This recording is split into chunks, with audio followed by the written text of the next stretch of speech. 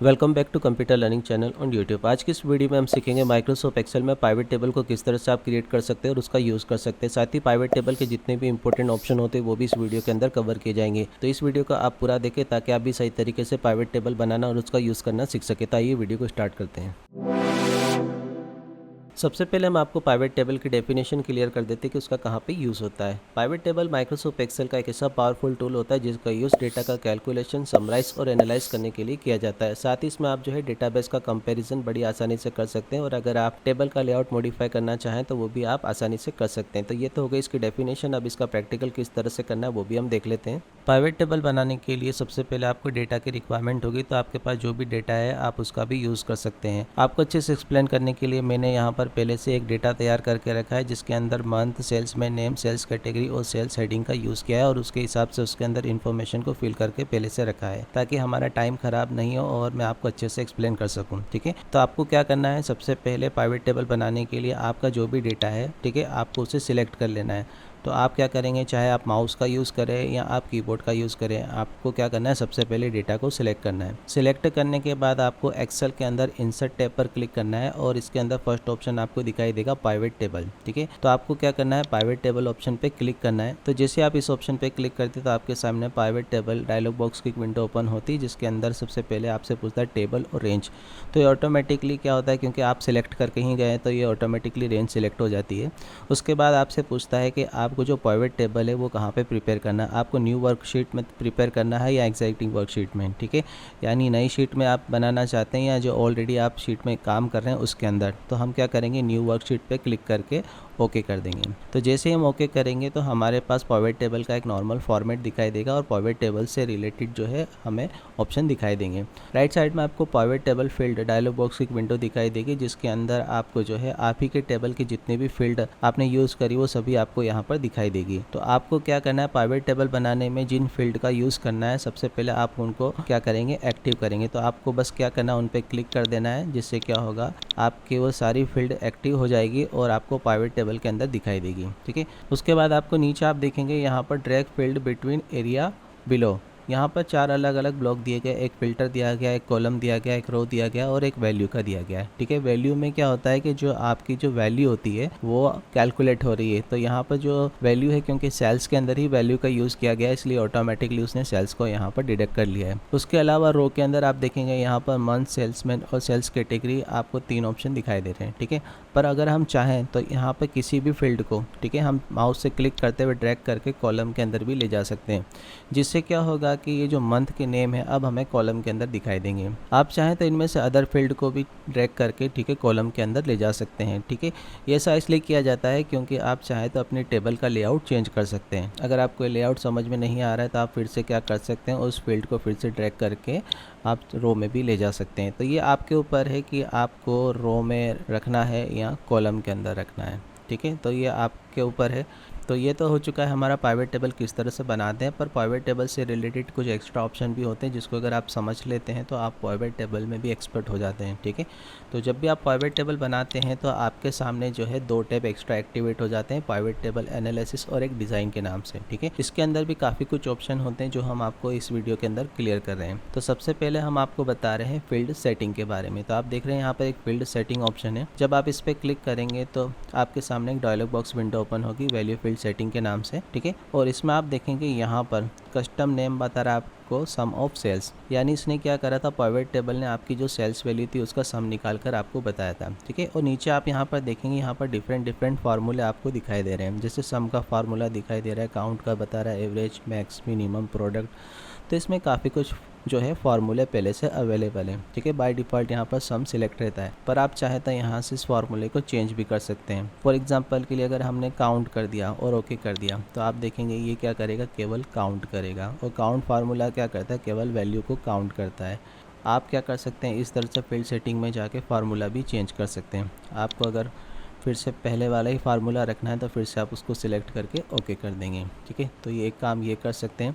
Second important option हम आपको बता रहे हैं इंसर्ट स्लाइसर। ठीक है, हम पाइवट टेबल के अंदर जितने भी इंपॉर्टेंट ऑप्शन है वही आपको क्लियर कर रहे हैं। ठीक है, तो हम यहाँ पर इंसर्ट स्लाइसर पे क्लिक करेंगे। तो जैसे आप इंसर्ट स्लाइसर पे क्लिक करते हैं तो आपके सामने इंसर्ट स्लाइसर डायलॉग बॉक्स की एक विंडो ओपन हो जाती है। ठीक है, ये जो स्लाइसर ऑप्शन है पाइवेट टेबल में क्या काम करता है, फ़िल्टर करने का काम करता है। तो ये भी काफ़ी इंपॉर्टेंट ऑप्शन है। इसका कैसे यूज़ करना है वो मैं आपको बताता हूँ। तो सबसे पहले तो आपको जिसका भी स्लाइसर प्रिपेयर करना है वो आपको यहाँ पे क्लिक करना होगा। फॉर एग्जांपल आपके लिए आपने सेल्समैन पे क्लिक कर दिया, आपने मंथ पे क्लिक कर दिया है, ठीक है, या फिर आपने सेल्स कैटेगरी पे क्लिक कर दिया है। उसके बाद आप ओके पे क्लिक करेंगे तो आपके सामने क्या होगा, 3 स्लाइसर आपको सामने दिखाई देंगे, ठीक है।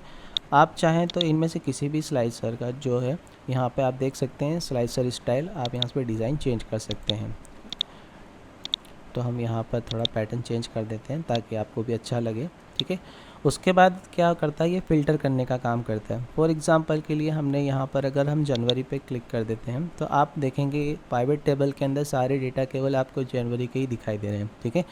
अगर आपको क्लियर करना है तो आप यहाँ पे एक ऑप्शन होता है क्लियर फ़िल्टर, इसकी शॉर्टकट की एल्टर सी होती है, आप इस पर क्लिक कर सकते हैं, ठीक है। तो जिससे क्या होगा, वो फ़िल्टर रिमूव हो जाएगा, ठीक है।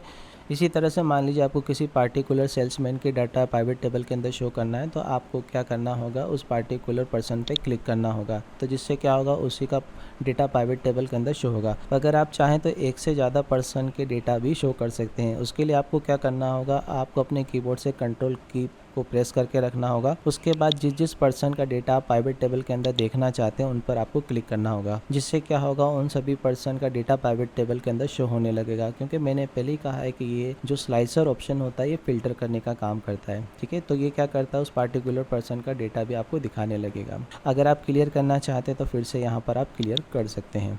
इसी तरह से सेल्स कैटेगरी में एक लार्ज होम अप्लायंस, एक स्मॉल होम अप्लायंस है, ठीक है। अगर आप किसी पार्टिकुलर पे क्लिक करते हैं तो आपको वही डेटा प्राइवेट टेबल के अंदर दिखाई देगा। तो प्राइवेट टेबल के अंदर जो स्लाइसर है काफ़ी इंपॉर्टेंट ऑप्शन है और काफ़ी यूज़फुल है क्योंकि ये डेटा को फ़िल्टर करने का काम करता है, ठीक है। अब हम इसे क्या कर देते हैं, यहाँ से फ़िल्टर को पहले क्लियर कर देते हैं, ठीक है। अब अगर आप स्लाइसर को हटाना चाहते हैं तो आपको क्या करना होगा, पार्टिकुलर स्लाइसर पर क्लिक करना होगा और माउस का राइट बटन आप क्लिक करेंगे और रिमूव ऑप्शन आपको दिखाई दे रहा है उस पार्टिकुलर स्लाइसर के लिए, तो आप उस पर क्लिक कर देंगे, जिससे क्या होगा, वो स्लाइसर रिमूव हो जाएगा। इसी तरह से मान लीजिए सेल्स नेम का स्लाइसर भी आप रिमूव करना चाहते हैं तो राइट बटन क्लिक करेंगे, रिमूव सेल्समैन नेम ऑप्शन पे क्लिक कर देंगे। तो आपको क्या करना है, बस राइट बटन क्लिक करना है और यहाँ पे आपको जो रिमूव ऑप्शन दिखाई देगा उस पर आपको क्लिक करना है, जिससे क्या होगा, आपका स्लाइसर रिमूव हो जाएगा। तो नेक्स्ट ऑप्शन है इंपॉर्टेंट है चेंज डेटा सोर्स। जब आप इस पर क्लिक करेंगे और चेंज डेटा सोर्स ऑप्शन पे क्लिक करेंगे तो आपने जो डेटाबेस पहले से सिलेक्ट करके रखा है, आप चाहें तो कहीं और का भी डेटाबेस आपके पास है तो उसको भी आप सिलेक्ट कर सकते हैं। तो ये आपके ऊपर है, ठीक है। तो आप डेटाबेस को चेंज भी कर सकते हैं। उसके बाद नेक्स्ट ऑप्शन है आपके पास क्लियर, ठीक है। जब आप क्लियर पे क्लिक करते हैं तो आपकी प्राइवेट टेबल जो भी आपने प्रिपेयर करी वो क्लियर हो जाती है। अगर आप फिर से प्राइवेट टेबल बनाना चाहते हैं तो फिर से आपको जो है प्राइवेट टेबल की जितनी भी फील्ड है उन्हें एक्टिव करना होगा और फिर से आप उसका यूज़ कर सकते हैं। नेक्स्ट ऑप्शन है आपका सिलेक्ट। सिलेक्ट ऑप्शन का यूज़ जो होता है प्राइवेट टेबल को सिलेक्ट करने के लिए किया जाता है। उसके साथ ही इसके अंदर आप जो है वैल्यू लेबल और वैल्यू अलग अलग आपके हिसाब से आप सिलेक्ट कर सकते हैं। ये ऑप्शन अभी एक्टिवेट इसलिए नहीं है क्योंकि अभी आपकी प्राइवेट टेबल सिलेक्ट नहीं है। तो सबसे पहले आप क्या करेंगे, आपकी प्राइवेट टेबल आप सिलेक्ट करेंगे। इसके लिए आपको इंटायर प्राइवेट टेबल ऑप्शन पर क्लिक करना होगा, जिससे क्या होगा, आपकी पूरी प्राइवेट टेबल सिलेक्ट हो जाएगी। उसके बाद अगेन आप जब सिलेक्ट ऑप्शन में जाते हैं तो ये सभी ऑप्शन भी एक्टिवेट हो जाएंगे। उसके बाद अगर आप मान लीजिए सिर्फ वैल्यू को सिलेक्ट करना चाहते हैं तो आप इस तरह से सिलेक्ट कर सकते हैं। इसी तरह से केवल आप लेबल को सिलेक्ट करना चाहें तो कर सकते हैं। तो इस ऑप्शन का जो यूज़ होता है प्राइवेट टेबल के अंदर जो है टेबल को सिलेक्ट करने के लिए होता है, ठीक है। इसके आप वैल्यू को भी सिलेक्ट कर सकते हैं और लेवल को भी सिलेक्ट कर सकते हैं, ठीक है। नेक्स्ट ऑप्शन है मूव प्राइवेट टेबल। इस ऑप्शन का जो यूज़ होता है प्राइवेट टेबल को मूव करने के लिए होता है, यानी आपकी जिस वर्कशीट के अंदर प्राइवेट टेबल ऑलरेडी अवेलेबल है आप उसे वहाँ से हटाकर किसी नई वर्कशीट में ट्रांसफ़र कर सकते हैं। तो अगर आप ट्रांसफ़र करना चाहते हैं तो आप क्या करेंगे, मूव प्राइवेट टेबल ऑप्शन पर क्लिक करेंगे। उसके बाद आपके पास move private table dialog box की एक विंडो ओपन होती है जिसके अंदर 2 ऑप्शन आपको दिखाई देंगे, एक न्यू वर्कशीट और एग्जिस्टिंग वर्कशीट, ठीक है। तो आप मान लीजिए न्यू वर्कशीट के अंदर प्राइवेट टेबल को मूव करना चाहते हैं तो आप इस ऑप्शन पे क्लिक करेंगे न्यू वर्कशीट पे, और अगर आप जिस वर्कशीट के अंदर काम कर रहे हैं उसी के अंदर मूव करना चाहते हैं तो आप एग्जिस्टिंग वर्कशीट पे क्लिक करेंगे। तो हम क्या करेंगे, न्यू वर्कशीट ऑप्शन चूज़ करेंगे। अगर हम नए में ट्रांसफ़र करना चाहते हैं तो उसके बाद हम क्या करेंगे, ओके करेंगे। जैसे ही हम ओके करते हैं तो क्या होता है कि हमारी जो प्राइवेट टेबल है वो हमारी पुरानी वर्कशीट से हटकर नई वर्कशीट के अंदर ट्रांसफ़र हो जाती है। तो यही काम होता है मूव पाइवेट टेबल से कि हम जो है अपनी पाइवेट टेबल को दूसरे लोकेशन पर ट्रांसफ़र कर सकते हैं। नेक्स्ट ऑप्शन हम देख रहे हैं पाइवेट चार्ट। पाइवेट चार्ट भी काफ़ी इंपॉर्टेंट ऑप्शन है पाइवेट टेबल का, जिसका यूज़ करके आप जो अपने टेबल का पाइवेट चार्ट भी बना सकते हैं। इसके लिए आपको क्या करना होगा, पाइवेट चार्ट पे क्लिक करना होगा। उसके बाद इंसर्ट चार्ट डायलॉग बॉक्स की विंडो ओपन होती है, जिसके अंदर सबसे पहले आपको चार्ट के जितने भी टाइप होते हैं वो सभी आपको यहाँ पर दिखाई दे रहे होंगे। आपको किस टाइप का चार्ट बनाना है वो आपके ऊपर है, ठीक है। तो सबसे पहले आप उस पर क्लिक कर देंगे, ठीक है, जो भी आपको चार्ट बनाना है। उसके बाद सब टाइप भी आपको यहाँ पे दिखाई देते हैं, तो आप जो भी सब टाइप रखना चाहते हैं वो आप सिलेक्ट करेंगे और उसके बाद केवल आपको ओके कर देना है, जिससे क्या होगा, आपका पाइवेट चार्ट भी तैयार हो जाएगा। अब पाइवेट चार्ट को अगर आप हटाना चाहते हैं तो आपको क्या करना है, नॉर्मल उसे क्लिक करके यहाँ से आपको डिलीट कर देना है। तो क्या होगा कि आपका पाइवेट चार्ट डिलीट भी हो जाएगा। नेक्स्ट ऑप्शन हम देखते हैं रिकमेंड पाइवेट टेबल। इस ऑप्शन से क्या होता है कि जब आप इस पर क्लिक करते हैं तो आपके पास जो है पाइवेट टेबल के कुछ डिफरेंट लेआउट आपको दिखाता है, ठीक है। जब आप क्लिक करेंगे तो उसका प्रीव्यू आपको राइट साइड में दिखाई देगा। तो इनमें से जो भी अगर लेआउट आपको लगता है कि ये परफेक्ट है या फिर आप रखना चाहते हैं, तो आपको बस उस पर क्लिक करके ओके कर देना है, जिससे क्या होगा कि आपकी पाइवेट टेबल का जो लेआउट है वो चेंज हो जाएगा। तो रिकमेंड पाइवेट टेबल का भी आप यूज़ कर सकते हैं पाइवेट टेबल को मॉडिफाई करने के लिए। अगर आप फिर से पाइवेट टेबल को पुरानी पोजीशन में लाना चाहते हैं तो आपको क्या करना है, यहाँ पर जो आपको फील्ड दिखाई दे रही है इन पर अगेन आप क्लिक कर देंगे तो आपकी पाइवेट टेबल फिर से पहले जैसी हो जाएगी, ठीक है। क्योंकि रिकमेंड पाइवेट टेबल का यूज़ तो केवल लेआउट चेंज करने के लिए किया जाता है। नेक्स्ट ऑप्शन है हमारे शो से रिलेटेड है, तो field list option already activate है। जब भी हमें यहाँ पर जो फील्ड है, मंथ है, सेल्स मैन है, सेल्स कैटेगरी, सेल्स, ये हमें दिखाई दे रही है। जब हम इस पर अगेन क्लिक कर देंगे तो ये क्या होगा, यहाँ से रिमूव हो जाएगी, ठीक है। तो कभी आपसे गलती से हो जाता है तो आप अगेन क्या करेंगे, फील्ड लिस्ट ऑप्शन पर क्लिक कर देंगे, जिससे वो फिर से आपको शो होने लगेगा। उसके बाद आप देखेंगे पाइवेट टेबल के अंदर यहाँ पर माइनस प्लस के साइन आपको दिखाई देते हैं, ठीक है। तो यहाँ पर ये जो बटन ऑप्शन है वो इसी की वजह से आपको दिखाई दे रहा है। अगर आप इस पर क्लिक कर देंगे तो ये ऑप्शन हट जाएंगे, ठीक है। तो आप क्या कर सकते हैं, इसे ऑन ऑफ कर सकते हैं। नेक्स्ट ऑप्शन है आपके पास फील्ड हेडर, ठीक है। इस ऑप्शन से क्या होता है कि आपकी पाइवेट टेबल के सबसे टॉप पर जो हेडर यूज़ होता है वो यहाँ से आप हटा भी सकते हैं। तो जैसे हम इस पर क्लिक करेंगे तो आप देखेंगे यहाँ पे रो का जो लेबल यहाँ पर पहले दिखाई दे रहा था वो रिमूव हो चुका है। अगेन आप क्लिक कर देंगे तो यहाँ पर आपको फिर से दिखाई देने लगेगा। तो ये तो होगा पाइवेट टेबल के इंपॉर्टेंट ऑप्शन। और इसी से रिलेटेड एक टैब और एक्टिवेट होता है, वो है डिज़ाइन का, तो वो भी हम आपको एक्सप्लेन कर देते हैं। इसमें सबसे फर्स्ट ऑप्शन आपको दिखाई देगा सब टोटल का, ठीक है। इसके अंदर फर्स्ट ऑप्शन आपको दिखाई देगा डू नॉट शो सब टोटल, ठीक है। तो आप देखते हैं कि हमारी वैल्यू के बीच बीच में सब टोटल आपको दिखाई देता है। तो जब आप इस पर क्लिक कर देंगे तो वो सब टोटल यहाँ से हट जाएगा।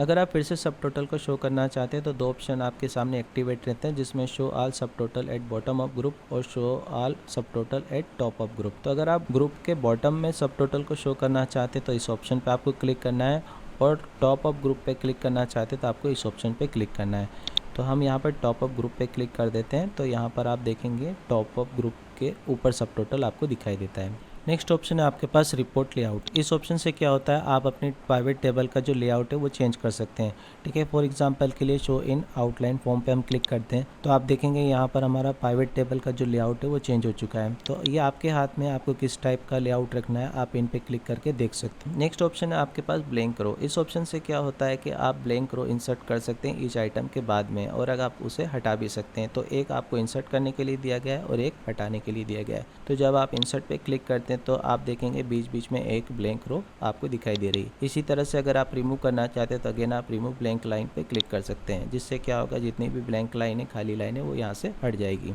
नेक्स्ट ऑप्शन प्राइवेट टेबल की स्टाइल से रिलेटेड ऑप्शन है, जिसके अंदर आप देखेंगे पहले से रो हेडर और कॉलम हेडर पे ऑलरेडी चेकबॉक्स एक्टिवेट है। इनसे क्या होता है कि वो चीज़ें आपको बोल्ड दिखाई देती है। फॉर एग्जाम्पल आपने रो हेडर पे जो चेक बॉक्स है उसको टिक हटा दिया तो आप देखेंगे नॉर्मल दिखाई दे रहा है। इसी तरह से मान लीजिए कॉलम हेडर के चेक बॉक्स पर आपने टिक को हटा दिया तो वो भी आपको नॉर्मल दिखाई देंगे। तो आप अगेन इन पे क्लिक कर देंगे तो जिससे बोल्ड आपको दिखाई देंगे। उसके बाद है बैंडेड रो और बैंडेड कॉलम। इन पे क्लिक करेंगे तो अलग ही आपको एक तरह से हाईलाइट आपको दिखाई देंगे, ठीक है। तो ये आपके ऊपर है, आप किस तरह से रखना चाहें। नेक्स्ट ऑप्शन है प्राइवेट टेबल स्टाइल। इस ऑप्शन का यूज़ करके आप क्या कर सकते हैं, अपनी प्राइवेट टेबल की स्टाइल को मॉडिफाई कर सकते हैं। आपको जो भी स्टाइल रखना है आप रख सकते हैं। इसमें काफ़ी कुछ पैटर्न दिए गए हैं, आपको जो अच्छा लगता है आप अपनी प्राइवेट टेबल के लिए अप्लाई कर सकते हैं। तो आज की वीडियो में हमने सीखा कि माइक्रोसॉफ्ट एक्सेल में पाइवेट टेबल को किस तरह से हम क्रिएट कर सकते हैं और उसका यूज़ कर सकते हैं। डियर फ्रेंड, वीडियो पसंद आई हो तो वीडियो को लाइक जरूर करें और वीडियो को अपने फ्रेंड सर्कल में जरूर शेयर करें ताकि आपके थ्रू वो भी पाइवेट टेबल को सही तरीके से बनाना सीख सकें।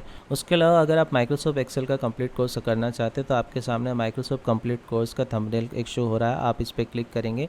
उसके बाद जो भी टॉपिक आप सीखना चाहते हैं उस टॉपिक की वीडियो देखकर आप प्रैक्टिस करके सीख सकते हैं। ये पूरी तरह से फ्री है। तो आज की वीडियो में इतना ही, मिलते हैं हम अपनी नेक्स्ट वीडियो में। Thank you for watching computer learning channel on YouTube.